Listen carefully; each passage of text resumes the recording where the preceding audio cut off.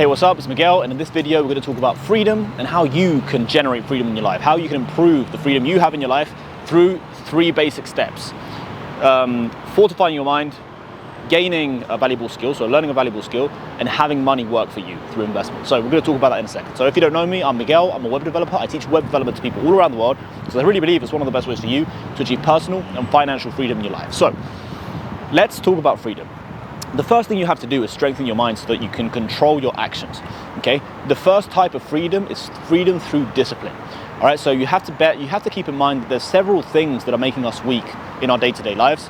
The biggest one is distractions, okay? Distractions through social media, pornography, video games, all these things that sedate the mind, even drugs. These things sedate the mind and basically dampen or tamper your ability to be able to be productive and to be able to basically perform, right? So that's the first thing you have to do, strengthen the mind. And if you work on generating discipline, you can control yourself, control your actions, and then perform, right? So that's the first step. So build a strong mind through avoiding distractions, and also add to it strengthening of the mind through exercise, meditation, and the monk stance, for example. That's one I do, okay?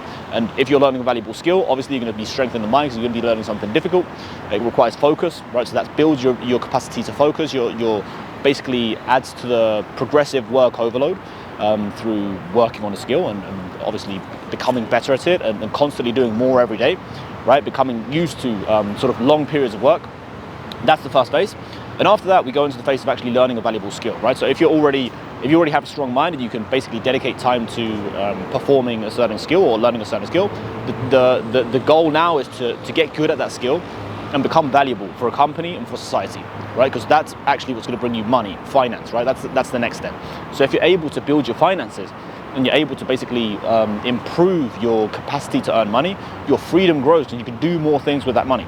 And the better you get at the skill, the more time you're going to free up as well for you to be able to continue to work towards basically freeing up time, right? And performing your job more efficiently so that you have more time after you finish work, right? So we built the skill, be it web development or be it whatever. I personally recommend web development. I think it's a great skill to have. It gives you a ton of freedom. It gives you freedom of location, freedom of if you lose a job to find a new one. Another great skill is sales, okay? But sales does generally require that you're at an office. With web development, you can work remote really easily. It's no problem. So if you've learned web development, you're already getting an interesting salary. The next thing is start investing. Start putting your money to work. Okay, that generates freedom in the sense that now you're not really just focused on basically giving time for money. Now your money's actually working for you and it's generating you an income. And as that grows, obviously, the more you earn, the more you can invest and the more you can have sort of that effect happen.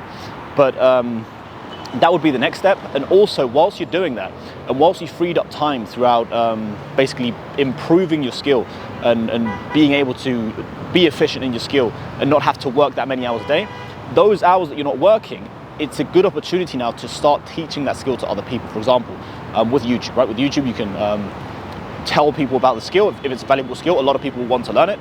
And you can obviously teach people and they will give you money in exchange, right? And the beauty about YouTube is that it's scalable. So you can offer people a skill and you can make videos, for example, right? And many people can see them. So you've done the work one time basically, and then many people can see the content later, the content after. So that would be the next step, and that actually brings scalability to the actual efforts you put into your work. Because if you make a video one time, right, that video is made and it's already working for you. So it's kind of like the concept of getting your money to work for you, but now it's getting content to work for you, right? So building scalability through content and allowing yourself basically to earn money through work you put in and not having to put that work in consistently.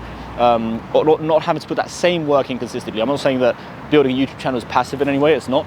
It's a very active process. It's something you have to dedicate yourself to diligently and constantly put out content to build an audience, etc. Right? But what I'm saying here is that once you build the content, right, it's working for you, kind of like much like money is. Okay, and once you build that audience, it's also working for you in that way because if you provided enough value, then you bring out a product and people will want to buy it, right? And that product you put in the work one time and it works for you.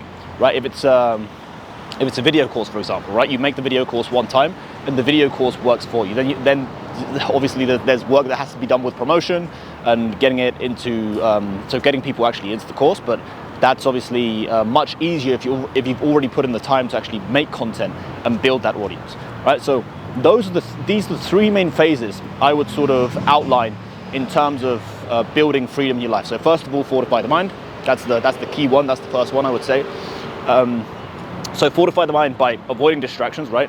Avoiding sort of the outside influences, like I was talking about social media, video games, pornography, that kind of stuff. All of that, you have to get rid of it.